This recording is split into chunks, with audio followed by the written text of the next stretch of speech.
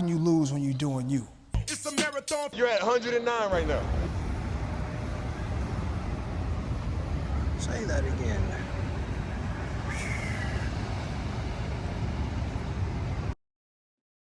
All right, so I set up the shot. Everything looks good.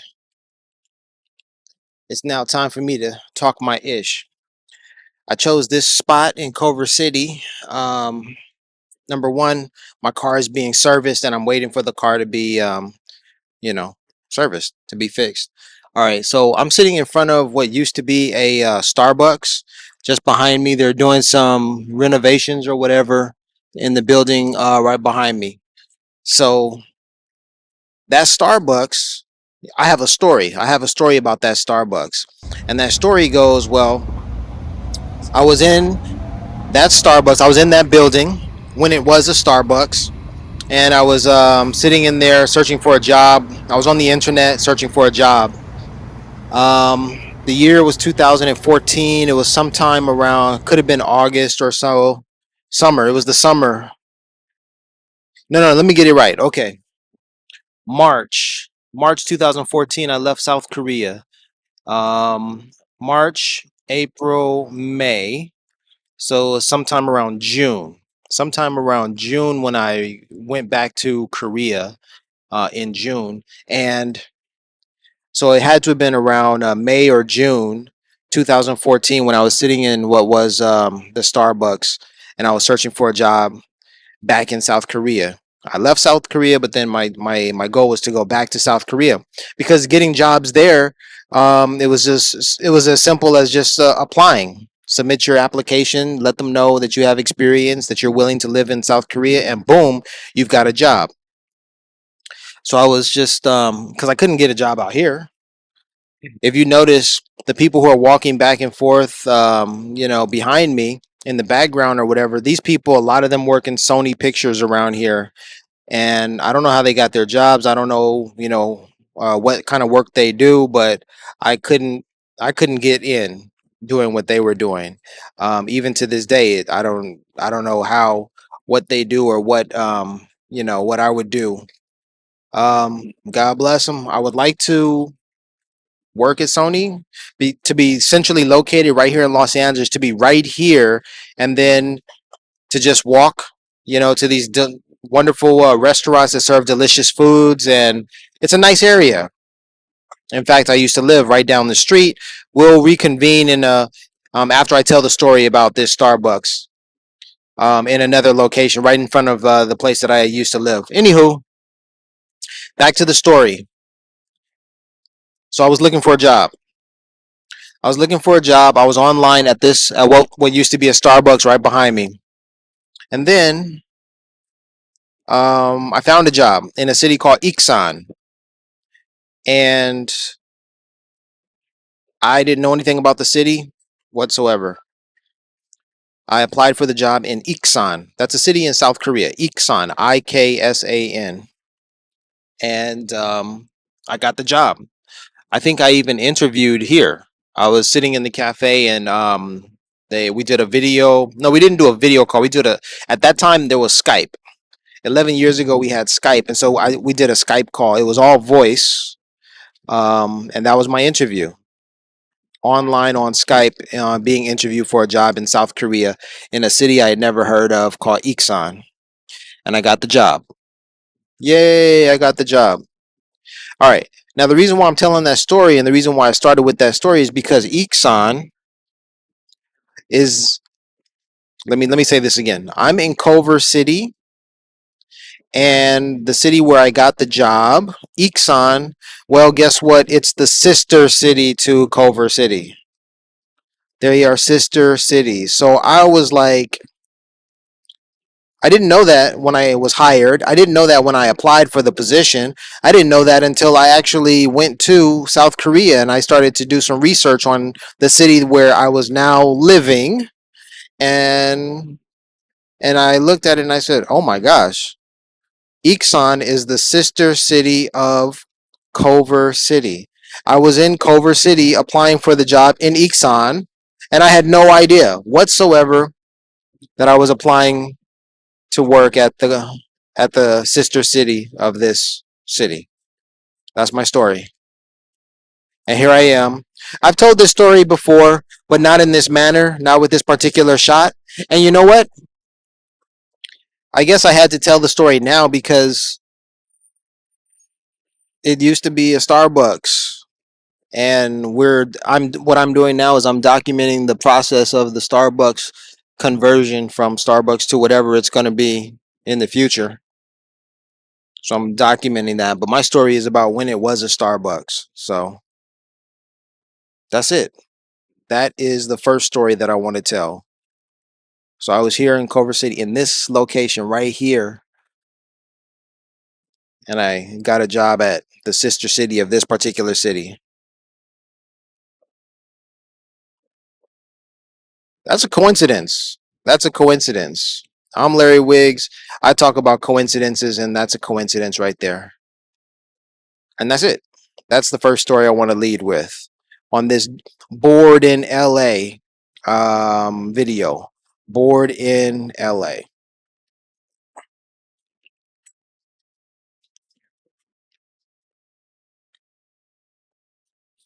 All right, chances are you're not gonna see me. The lighting isn't gonna be the best,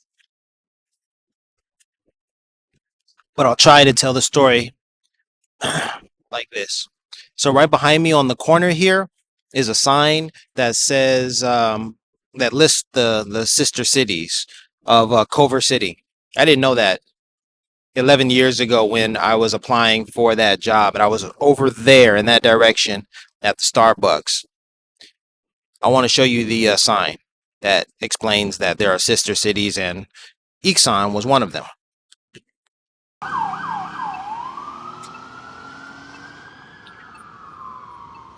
So here we go. Sister cities: Uruapan, Mexico; Capo di Orlando, Sicily, Italy; Kaizuka, Japan; Lethbridge, Canada; and then Iksan, South Korea. Iksan, South Korea, 6,035.2 miles away in that direction. And I live there. And I got the job that afforded me the opportunity to live there at the Starbucks right here. That's the story. All right, let's continue my tour of Culver City. So now we're standing at the corner, the intersection of Culver Boulevard and Madison. Okay, so this is Culver running this way, and then Madison is right here.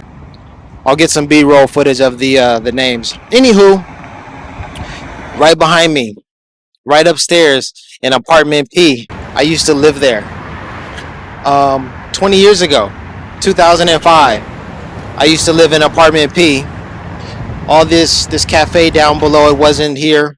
And apartment P was not even, it actually was not supposed to be rented out. But for me, they converted it into a livable space. They put a bed and all kinds of other stuff. You guys are fine. Front and natural is best. Yeah, so I used to live right up there in apartment P, and $600, either $500 or $600 a month. That was my rent. It was a very efficient space. It was really small, and it wasn't supposed to be an apartment. But I said I wanted to live here in Culver City. I wanted to pay as little rent as possible. Just get me in there. And the owner, the manager of the spot said, "All right, I'm going to get the guy in here. So we're just going to have to convert it. We're going to have to make it livable." So they converted it all for me. And today it is an apartment, I guess. It's still, before it was my apartment, it was like a shed or like a storage space. Okay? So, but I live right there at apartment P. That was me. Shout out to Marquise. Marquise, man, you know this spot. You know, man. Give me some good vibes. I just came from Honey Kettle chicken. You introduced me to Honey Kettle. We went there one day. And I remember when you I remember when you She didn't want to be filmed. I think it's a public street. I can film myself. All right. So I remember when you invited me to have lunch at Honey Kettle, and you were like something, man. You were like, "Cause you're black." I didn't know it was black owned at that time, man. That was 20 years ago. Anywho, Marquise managed this building right here. He was the apartment manager, and I was a tenant. So that's some history right there for Culver City. My story.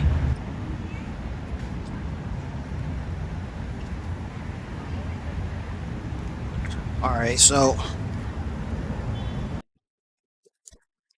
I'm at the corner of Culver and Madison, where I used to live, upstairs in apartment P, and downstairs they did not have a cafe. This is all new. I mean, it's been 20 years, but so this place isn't actually new. It's new to me. This is my first time having coffee here. Um, this is the Victory Blend,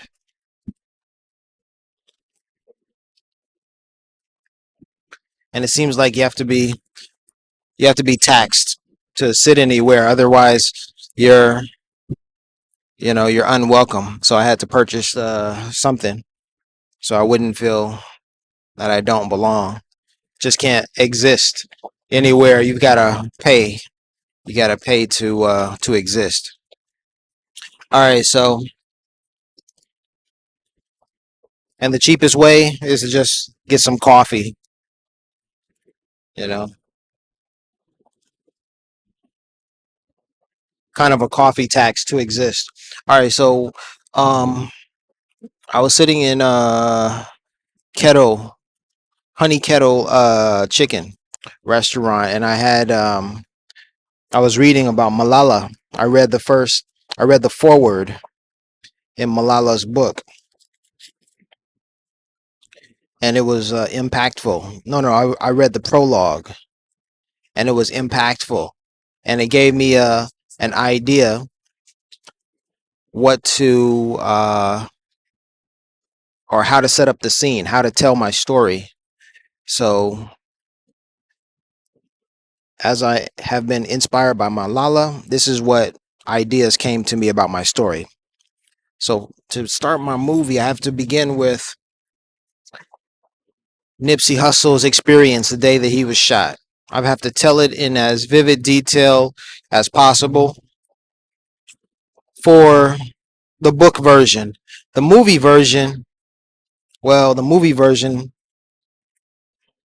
I can dramatize or I can demonstrate, or actors can do that. But without a proper budget, can't do much, right?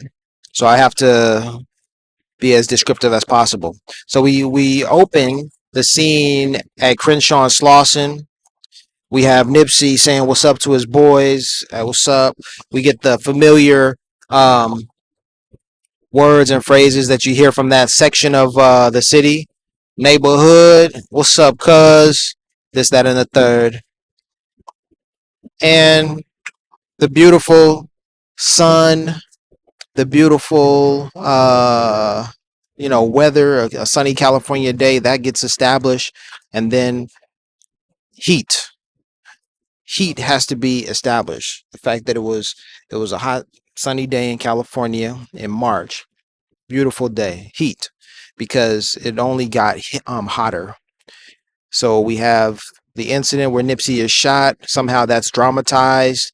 We go from jovial interaction between Nipsey and his boys, and then it goes to chaos. Shots rang out, and the most poignant shot is Nipsey or someone on the ground, laying there, and it's quite dramatic. Shots ring out, he's on the ground.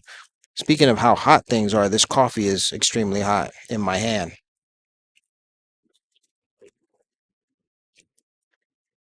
All right, so we've established that event, and then we cut from Nipsey on the ground, laying there after being shot, to 8,000 miles away. There I am, laying on the ground in my apartment, home actually. So we go from laying on the ground in Los Angeles to laying on the ground in my apartment. But there's contrast because it's cool. It's nice and cool. The AC is on. I'm comfortable on the ground. It's serene. It's a nice environment, chill as we go from the chaotic scene of Nipsey's essentially murder scene to the bedroom where I am. Everything is serene. All right. I wake up. I guess my alarm wakes me up, whatever, it's around 6 in the morning. I look at my phone. That's the first thing I reach for. That has to be established. I reach for my phone and then I look at it and I start scrolling through Instagram. And my Instagram feed is full of pictures of Nipsey. And I'm wondering what happened? What's going on? Why is everyone on Nipsey's tip? And then I come across that that one post from a friend and he says prayers up for Nipsey. He was a really good dude. And that establishes, oh my God, Nipsey didn't make it. Something terrible happened, etc., etc. And that's how I learned of what happened. So it's all bad, but it's hot and cool. It's chaos and serenity. It's, halfway around the globe from each other. These two things that happen. And then I guess that scene has to continue because we're establishing my character, showing you, where I am, who I am. I'm getting dressed for work. I shower, still very shaken by the news. I get in my car and I drive to work. A very short drive to work, and I almost lose my life. A car cuts in front of me and almost runs me off of the road. And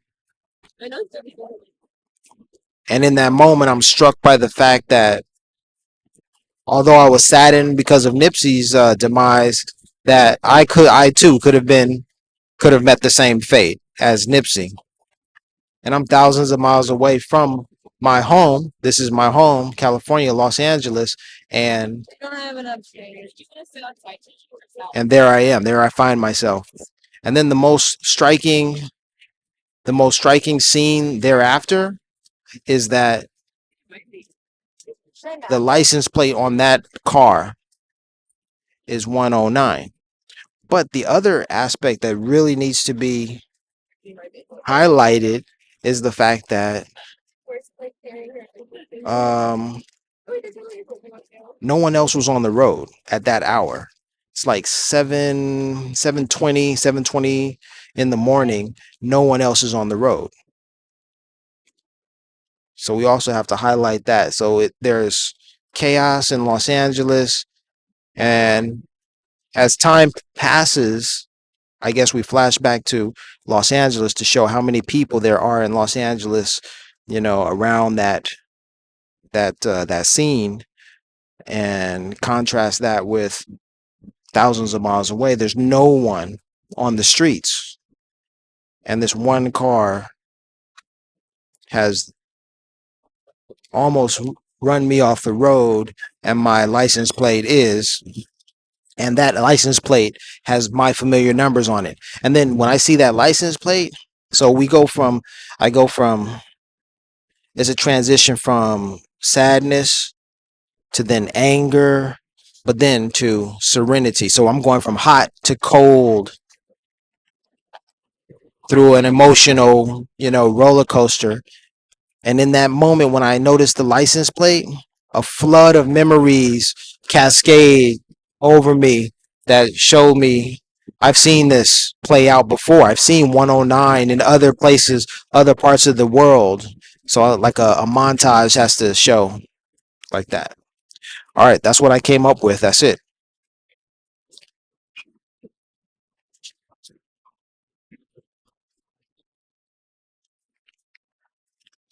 Mic check.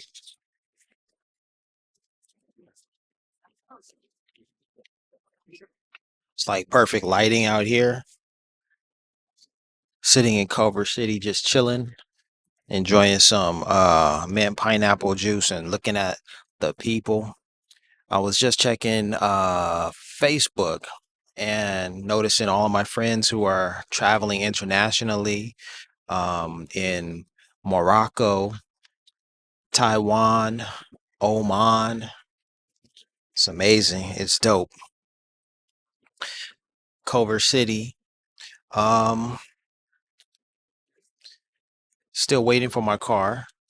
I think I accomplished what I wanted to accomplish. I am waiting for the car to be finished servicing, to be serviced.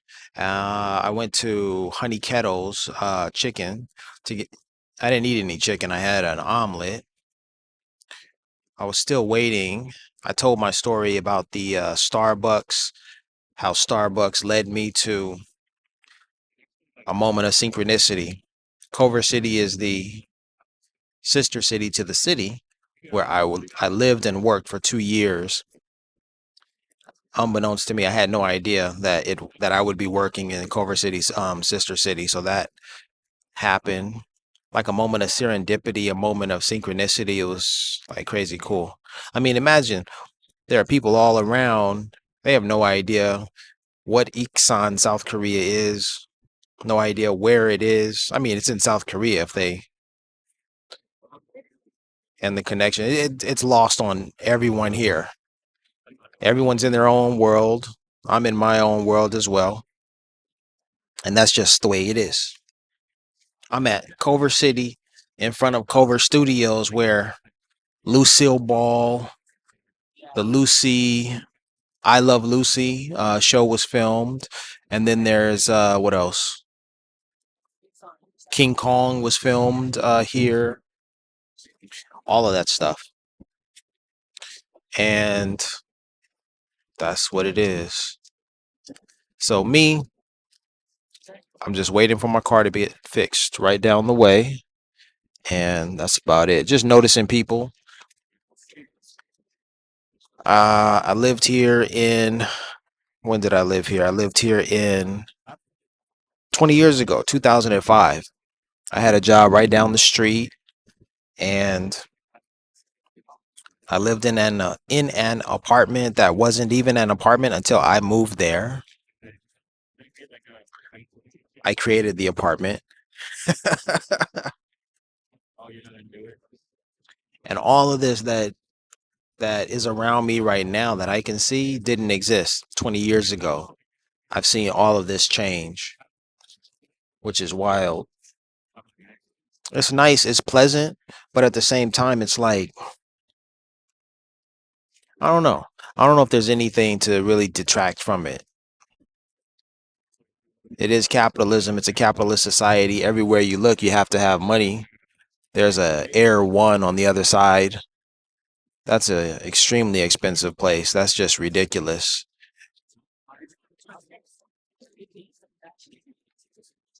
Yeah. The one thing that I did want to mention in this video and complain about is how all of these people are walking around and they've got money, they've got jobs, and that's cool. And I'm not like them. And I remember, I mean, and there's no reason why I shouldn't be like them. There's no reason why I shouldn't be walking around just like them with one of these jobs. There's no reason. There's absolutely no reason. And where did they come from? Where did they come from? And how did they get those jobs?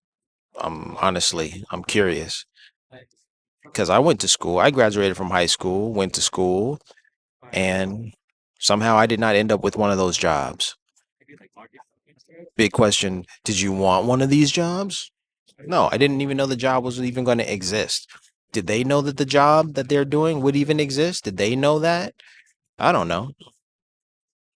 Too many variables, too many unknowns. I don't know. But here's the thing that frustrates me. I was getting money and I was in Saudi Arabia. I was getting the big bucks in Saudi Arabia. And when I was getting the big bucks in Saudi Arabia, I can tell you definitively that there was no way that someone unlike me could have the job that I had. Unlike me in terms of I still have a college degree. I speak English. I'm from America.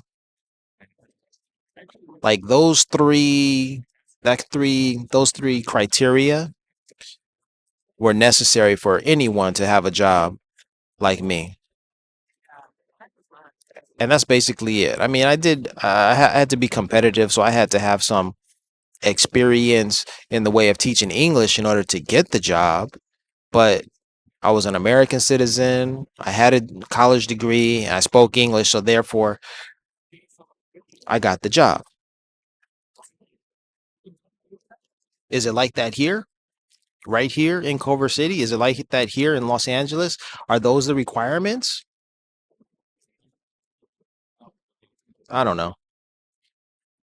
I don't know. I don't even know where to apply for a job to work over here. But I can tell you just by looking at the place and knowing what little I do know about the history that, that racism still exists.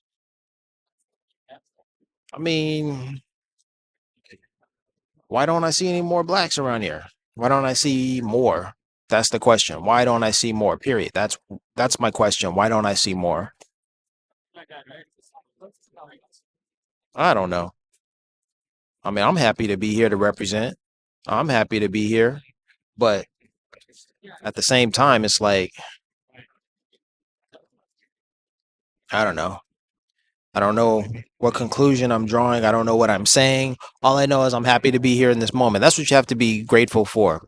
Be grateful for life. Be grateful for this moment. Be grateful for breath in your lungs.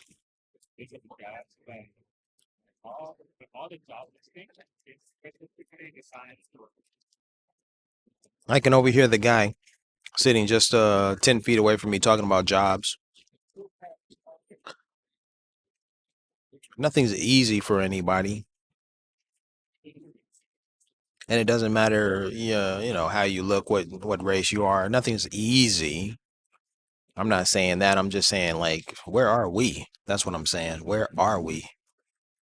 I don't see reflections of myself unless I look at security guards and service folk. I don't see us running the businesses and stuff. I saw some people. I saw some blacks who looked like they had it together, but I wouldn't be surprised to learn that they're like assistants and receptionists and stuff like that. I'm sorry to say. I mean, it is what it is.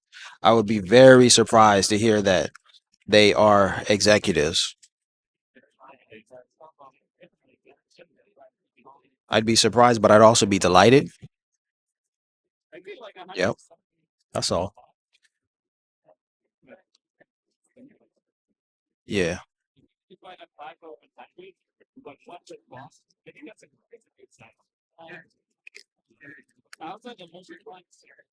Culver City. I used to live here 20 years ago, down the street.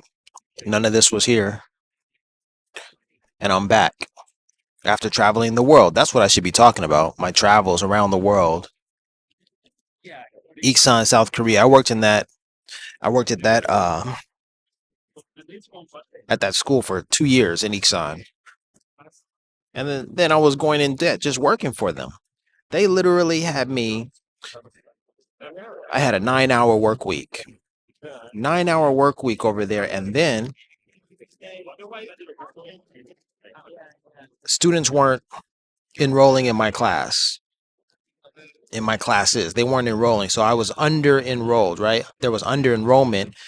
Let me check the camera just to make sure everything is still rolling. Everything is good. 9 minutes in. All right. So what happened at Iksan? Let me explain what happened in Iksan, the sister city of Culver City where I worked.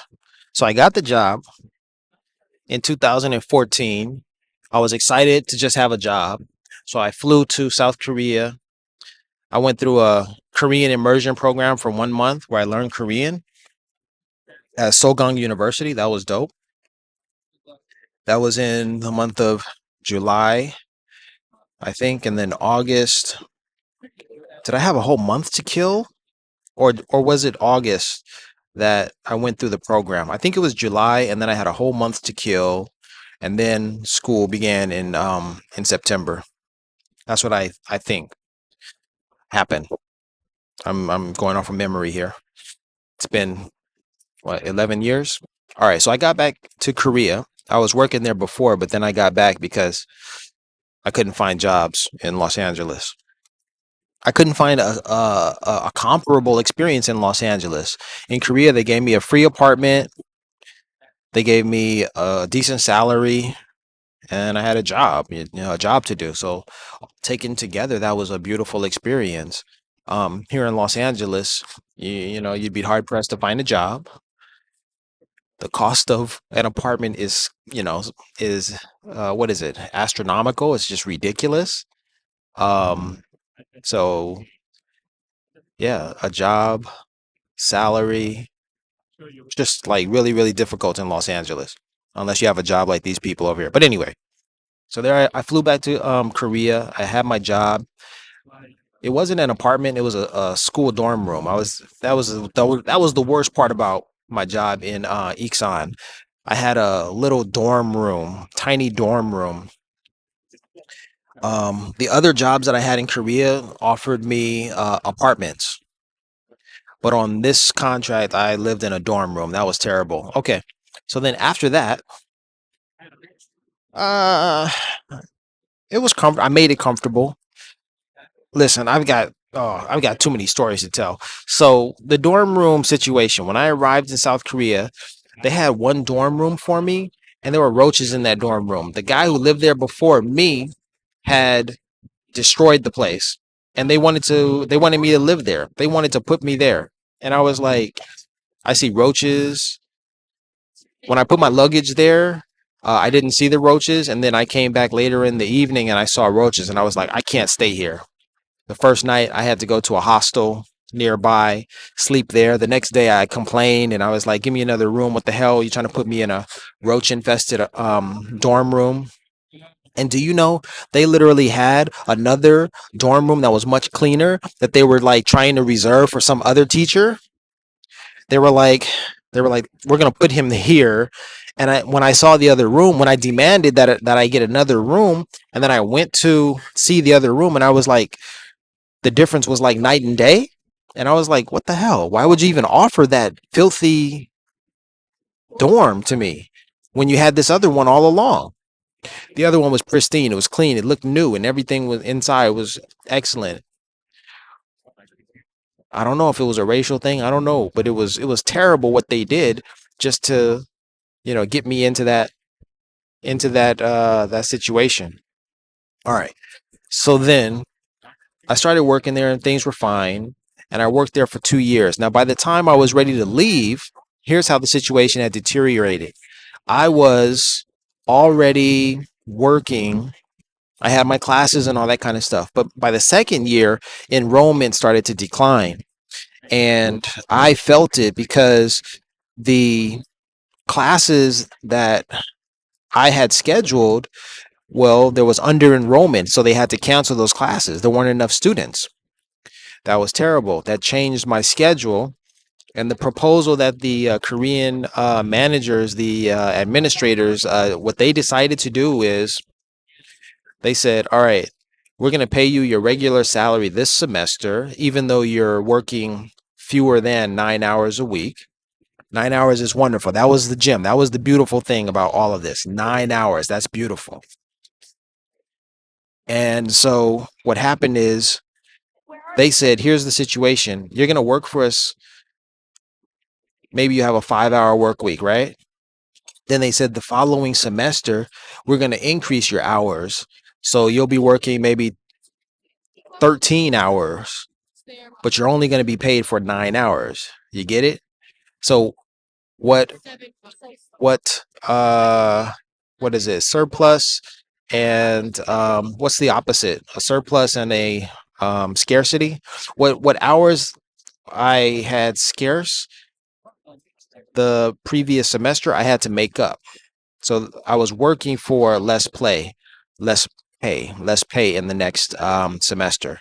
So I thought, man, that trend persists, if enrollment declines, if that trend continues, then I'm going to be going into debt working for them. Every semester I owe them hours worked.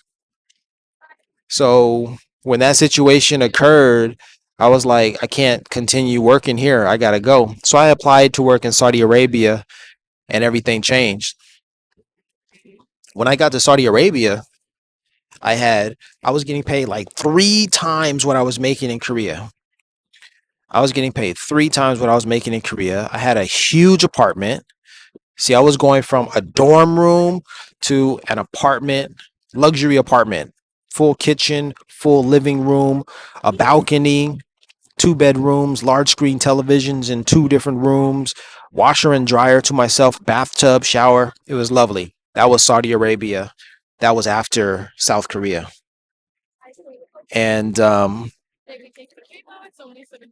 so when I left South Korea, when I left Iksan, the sister city of Culver City, when I left to go to Korea, excuse me, when I left to go to Saudi Arabia, I saw what was happening. I saw the situation as enrollment was declining, and I was basically going into debt, just working for them, which was a terrible situation, which I never experienced in any other with any other employer in Korea, mind you. Um, I I had a meeting, and the hiring director, or the manager, the school dean, whomever, sat with me, and they said, "So you like working with us? You like working for us? You're gonna continue, right? You're gonna come back?" And I said to them, "Well, I've been looking at a job in Saudi Arabia." And my immediate boss was like, "No, but you like working with us. You want to continue, right?" And I thought to myself, I said, "They just want me to say yes, I'm going to continue. They just want me to tell them what they want to hear." And I said, "Yeah, I love working here. I'll be glad to continue working for you." In the back of my mind, I was saying, "I don't want to work here ever again. This is horrible, you know." Plus, it was a racial issue. Like all the white teachers were getting their classes. Like the situation that was born upon me, the situation that I had burden, that I felt the burden of, they weren't experiencing it. I was being hit with under enrollment. So it was just like, oh, this is crap. So yeah, I told them what they wanted to hear. But when the school semester began, I wasn't there. I was in Saudi Arabia, and I was about to get paid three times what I was going to make if I had stayed in Korea. So it was a beautiful change of pace for me. It truly was. How can you lose when you're doing you? It's a marathon. You're at 109 right now. October 9th. That's where it starts. You see, it's the same old thing.